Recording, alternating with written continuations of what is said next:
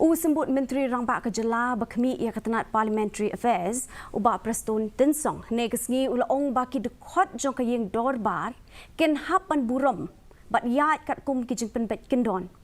Kani ka jing keren kelawan hadin ba MLA ke VPP ubah Arden Besayamod Shimlatre ngap ia ka jubah halor ka mat na Myntri ketenat Puli Putih bat penlong ru ia ka jing mi jing dat na po Ïingdorbar. Ubak tensong ulaong bakaseng kaladap ruk ban ujor ya ka ijahar persya ayu Myntri ketenat Puli Putih halor ka jeng kenok keren bemiahap bat kaan kan sale ya ka badan kam hak juk kepor ulakan tak ruk ya ki jeng kenok ka TMC ba ka NPP katan MLA na ki pat kiseng.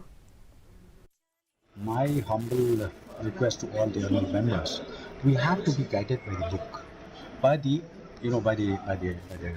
the rules of conduct of business, that we are always being guided by that. Right from 1972 till now, till today, we are being guided by them, by the rule of procedure and conduct of business. So I think, how you use the language, how you use the wording, I think it's very, very important that it should be accordance to the rules, because in the rules it already specified everything. How you present yourself, how you talk, how you use the wording.